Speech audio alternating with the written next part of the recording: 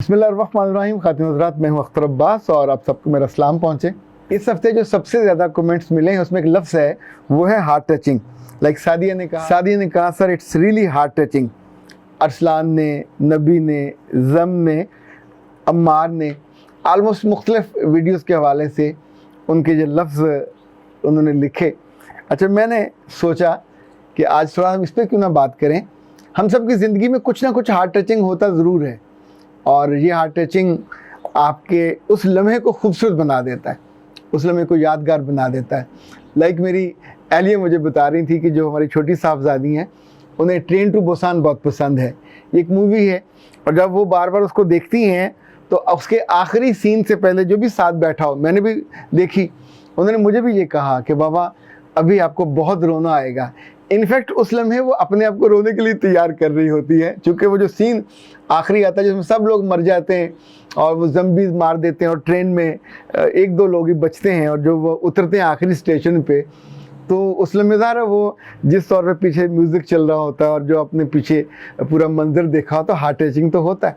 मुझे याद है जब मैं यूनिवर्सिटी में था और लाहौर में नया नया आया था तो अमृतसर टीवी से फ़िल्म आया करती थी मंगल को। तो एक फ़िल्म थी 2 आंखें 12 हाथ, ब्लैक एंड वाइट थी।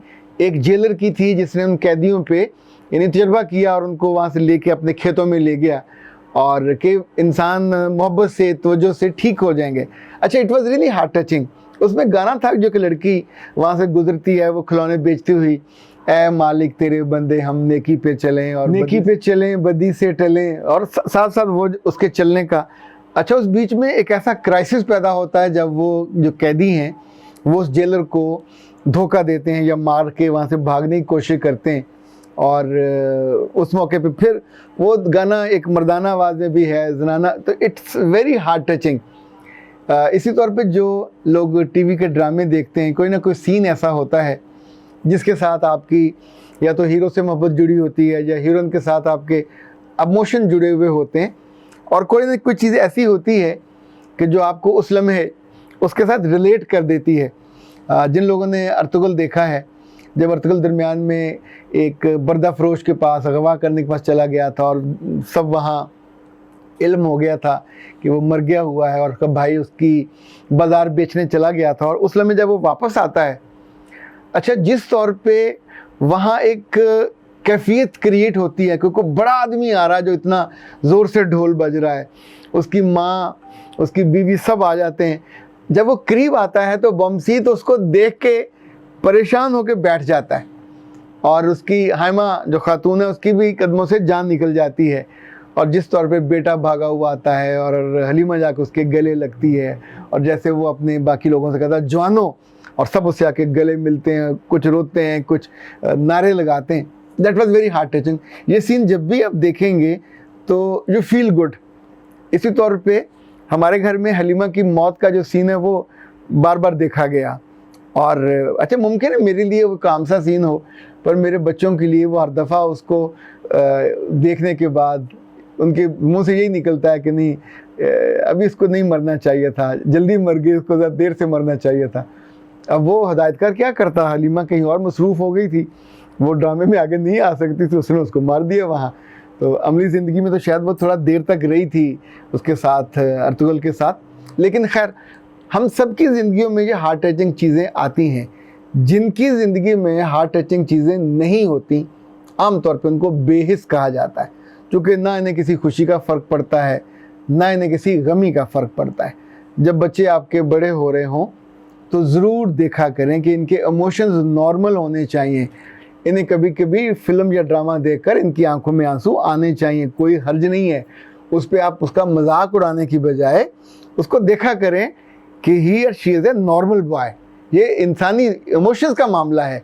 इसी तौर पे दुनिया में नेकी और बदी के साथ ताल्लुक़, अच्छाई और बुराई के साथ ताल्लुक़, जब आप चीज़ें सुनते हैं।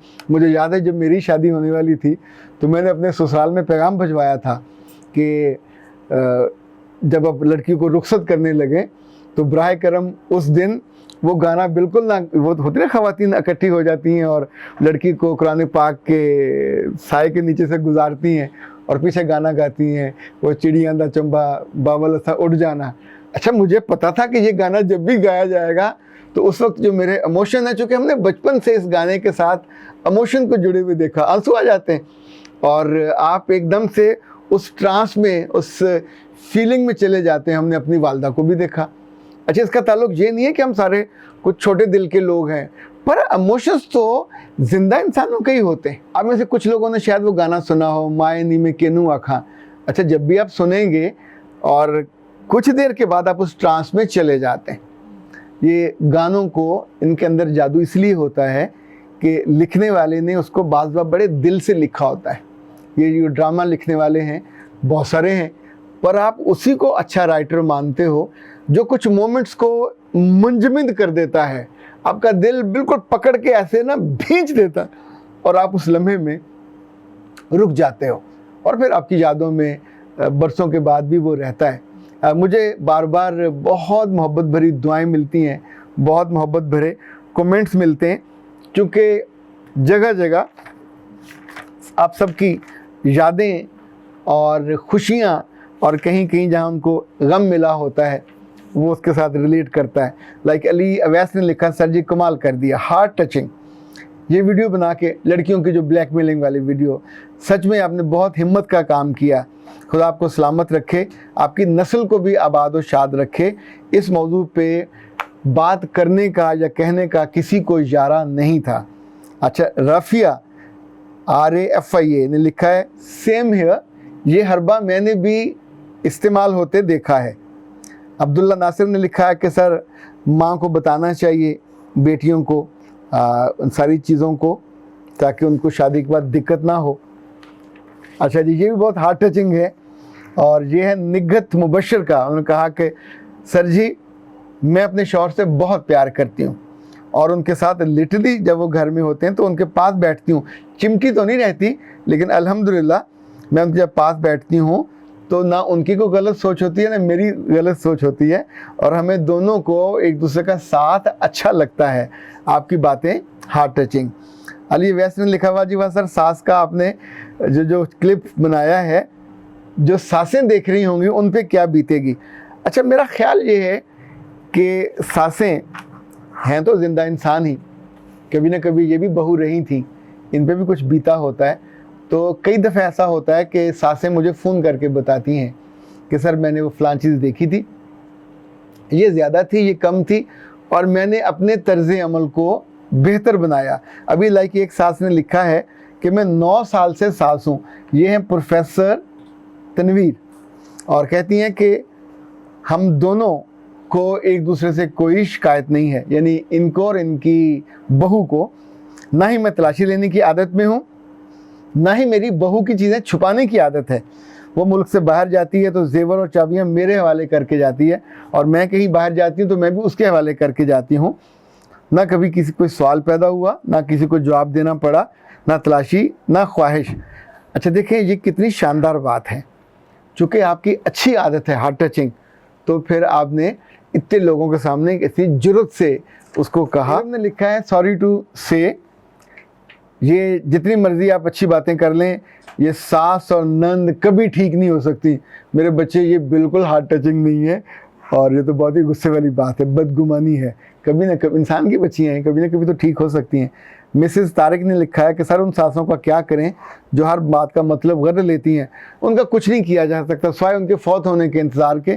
ज़िंदगी में उनका कुछ नहीं किया जा सकता। जैम बानो ने लिखा है, अगेन हार्ट टचिंग है, सर आप मेरी दादी, नानी, माँ, बाप, भाई, बहन सब कुछ हो। अल्लाह ने आपको इन सारे रूपों में मुझे खुशियाँ देने वाला बनाया। आपकी बातें सुन के मेरी रूह तक आसूदा हो जाती है। आपके लिए ढेर सारी दुआएं, ये दुआएं हार्ट टचिंग है। जब आप इतनी मोहब्बत से कुछ कहते हो तो ऑफकोर्स इट्स हार्ट टचिंग।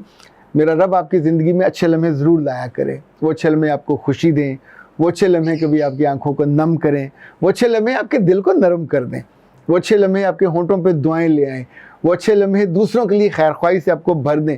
इसलिए कि खैर ख्वाही तो इंसानों के अंदर बहुत बुनियादी वस्फ़ है, ईमान का हिस्सा है ये, इस पे तो बख्शिश है।